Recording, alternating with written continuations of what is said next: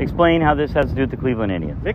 Cleveland Indians have been forced to change your name by Major League Baseball because they decided to cave to political correctness. Cleveland strippers here. Well, Caveland Concealers in the area. I don't think anybody's going to go see this team if they're called the Caveland Concealers. They probably won't, but... Are you not a baseball fan? Oh, I love the game of baseball. Well, then why do you not want anybody to go because see I think your team? I think it's bullshit that they're changing the name. I just don't think this is going to get it done. The other team name suggestion is... All right, have a good one, okay? MAGA still can't let this one go. I will tell you right now, they don't look like Indians to me. Now, they don't look like Indians to me, sir. Thank God that's not the test of whether or not people have rights in this country or not, whether or not they pass your look test. And they don't look like the Indians. Now, maybe we say politically correct or not politically correct. They don't look like Indians to me. On the subject, this is who they follow.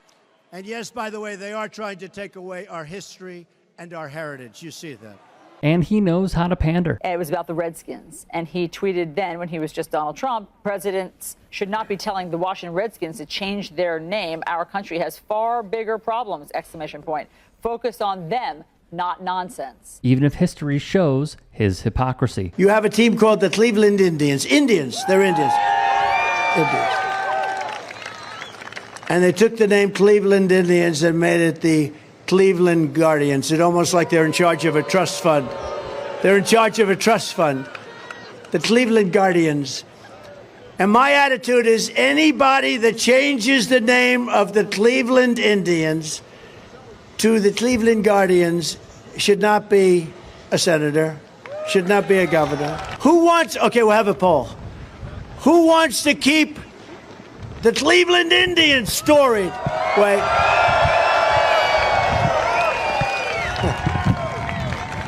So much for that, Paul. Okay, ready? Who wants to see the name changed to the way they did it to the Guardians? Who wants the Guardians? Trump, using old material, regurgitates a name change that occurred not 1, not 2, but 3 years ago. Meanwhile, if the Indians want to change the little features and facial features, yes. But I do agree that Chief Wahoo should stay. The organization is moving away from its longtime Native American moniker, which critics called offensive. Rami, do you think being the Cleveland Indians is offensive and needed to be changed?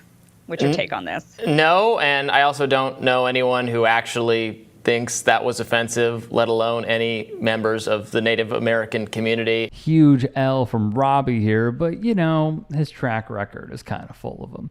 Meanwhile, for Trump, is cancel culture, driving people from their jobs, shaming dissenters, and demanding total submission from anyone who disagrees.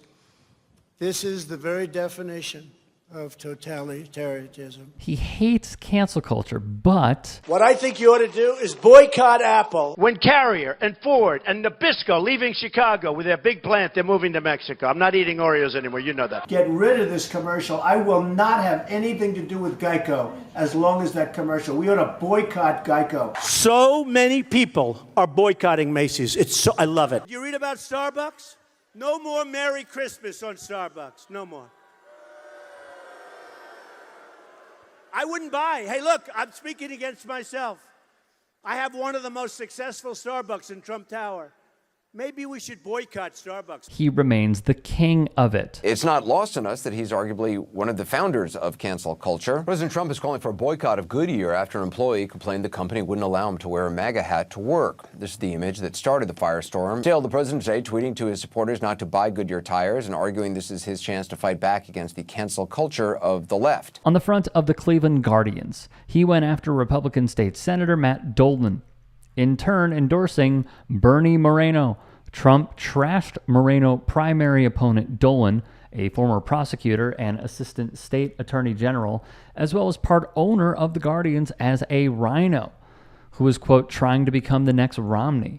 From Mediaite, Trump zeroed in on the team's name change from Indians to Guardians as proof the Republican is easily pushed around by the woke left lunatics. Meg Kennard of the Associated Press would write, Moreno faces Secretary of State Frank LaRose and Dolan in Tuesday's primary. LaRose and Moreno have aligned themselves with the Trump faction of the party, while Dolan is backed by more establishment Republicans, like Mike DeWine and former Senator Rob Portman. Before we get into it, if there are any stories we missed, if there are any that you would like to submit, get at me and follow me on Twitter, Instagram, TikTok. DMs are open, and please, if you can, support the network, support this channel, become a member here, and or go to tyt.com/join.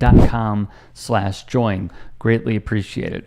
Doesn't this just feel like he's playing the hits?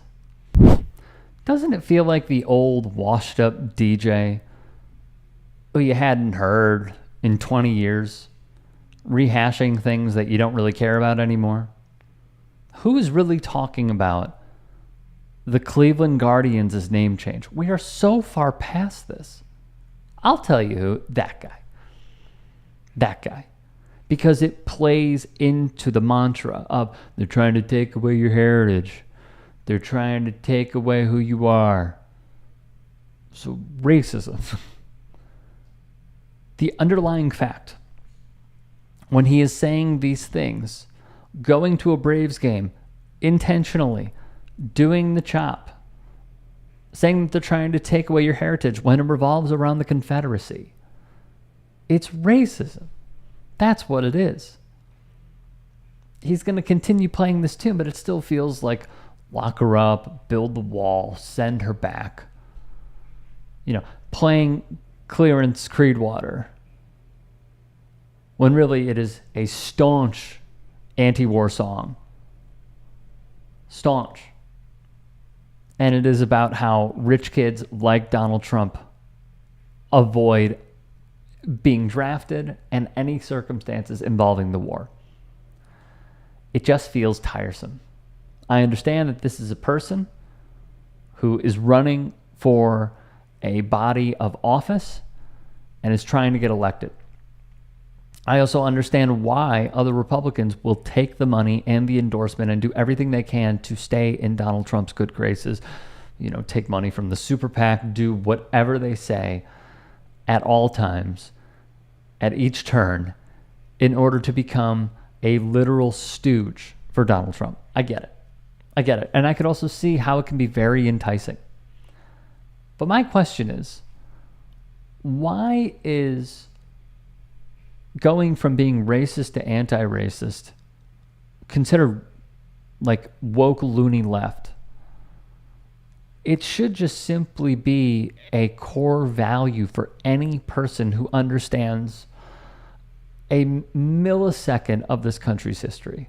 And yet, and I'm not necessarily rooting for any of these guys, but it's just so interesting to me that because a Republican did the right thing on one instance, suddenly it is non-stop, vicious assaults thrown and levied against them because they chose a moral issue, which also, by the way, it's a half moral issue.